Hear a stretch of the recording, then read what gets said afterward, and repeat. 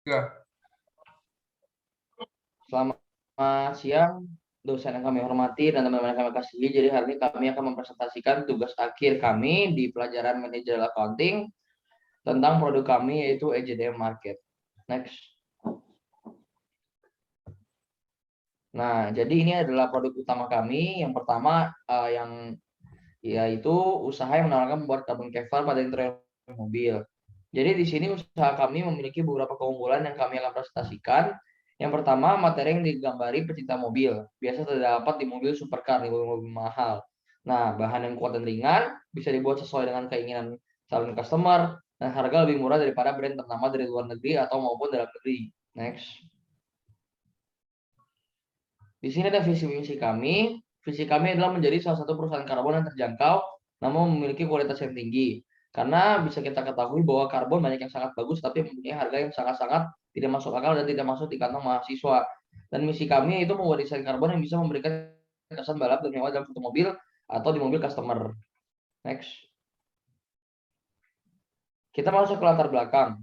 Jadi latar belakang kami ada logo dan ada penjelasan nama. Pertama kita masuk ke logo. Jadi logo ini dipilih dari merek mobil Ferrari berwarna merah. Ferrari merah merupakan ikon dari mobil yang sangat diminati di seluruh pasar mobil dunia dan sangat sukses di dunia permobilan. Dan warna merah ini diambil dari warna yang berartikan pemberani atau berani. Dan di sini ada singkatan dari EJDM yaitu European Japanese Domestic Market. Jadi dunia mobil pasar Eropa dan Jepang. Next. Kita masuk ke produk. Jadi di sini kami menyediakan servis atau jasa pembuatan karbon Kevlar pada interior mobil. Di sini kami menggunakan bahan premium kain Kevlar, Gakot, resin, katalis, dan kobalt. Di mana bahan-bahan tersebut adalah bahan-bahan yang sangat memiliki kualitas tinggi, namun bisa dijual dengan harga terjangkau di pasaran. Selanjutnya ada memberi kesan mewah dan elegan, daya tahan yang lebih kuat, dan yang pasti ketika ada kerusakan pada karbon atau pada panel-panel yang sudah kami custom, hal itu dapat mudah diperbaiki dan diperbaikinya tidak dengan mengeluarkan kos yang banyak dan atau mahal. Next. Di sini ada bagar atau struktur organisasi kami. Di sini ada John Christian atau saya sendiri sebagai CEO. Lalu lanjut ke Maya sebagai financial officer, Brian sebagai marketing officer, Nata operating officer, dan 3 officer tersebut langsung berhubungan kepada vendor yang akan bekerja sama dalam membuat produk ini. Next.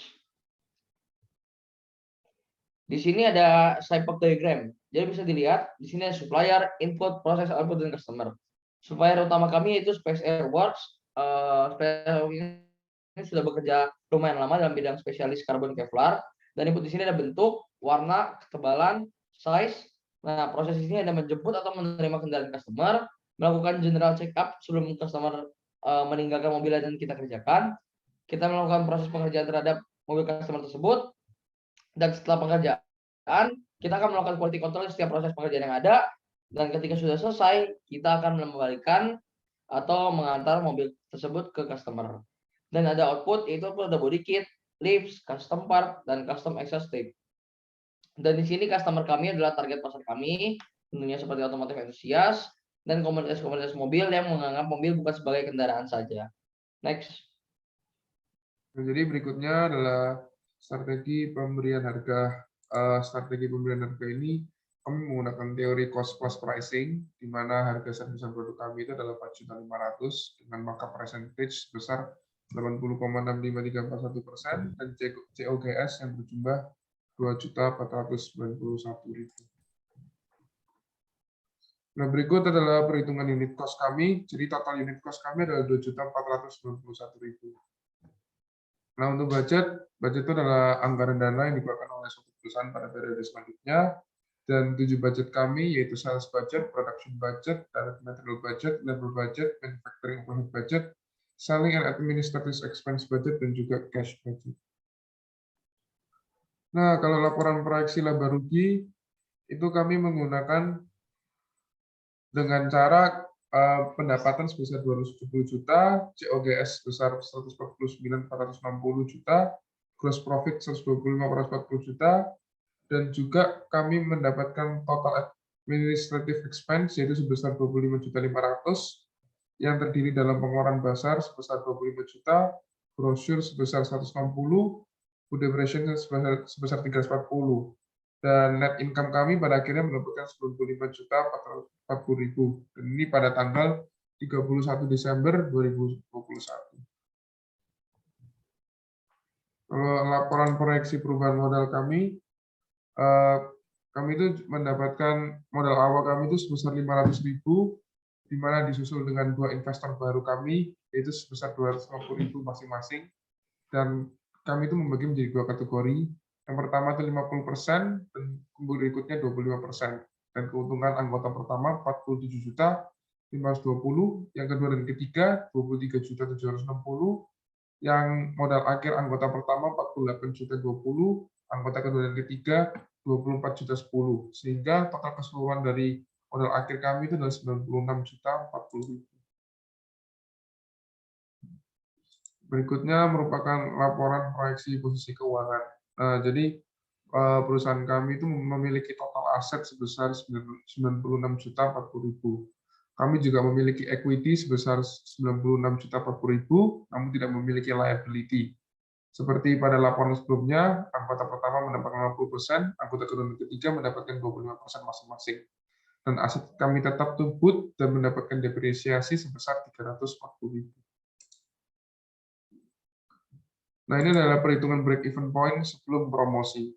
Jadi sebelum promosi, kami itu harus melakukan penjualan carbon clear franchise sebanyak 13 unit, dan harus memiliki minimal keuangan itu 57.123.655,9 rupiah.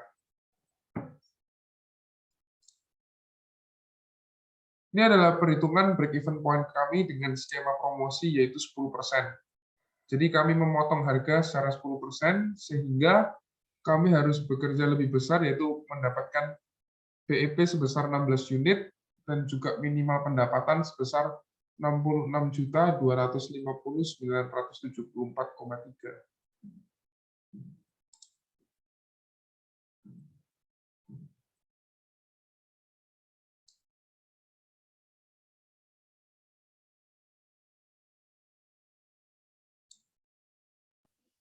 Selanjutnya kesimpulan. Jadi pertama ada budget. Pertama total sales budgetnya yaitu 270 per 60 unit. Selanjutnya direct material kelompok kami terdiri atas kain Kevlar, gel coat, resin, katalis, dan cobalt. Manufacturing overhead budget dari kami itu 1.600, production budget 60 unit. Selanjutnya expense budgetnya itu 25.500. Fixed cost-nya yaitu 25.500. Variable cost-nya itu 2.491 per unit.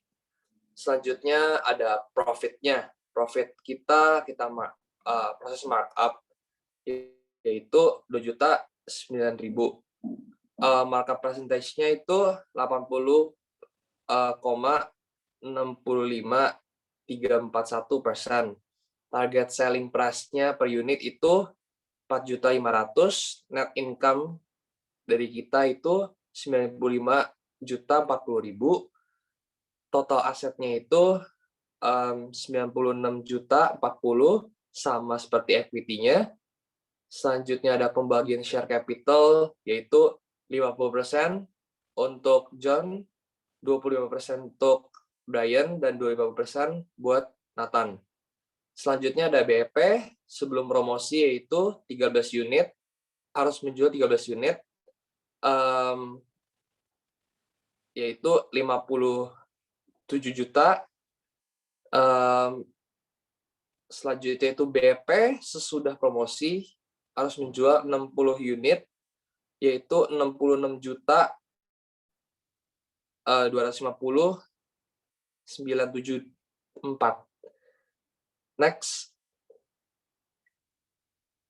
poster produk. Ini adalah poster produk dari EJD Market yang menjual karbon-karbon untuk interior. Terima kasih. Terima kasih untuk dosen-dosen yang telah mendengar.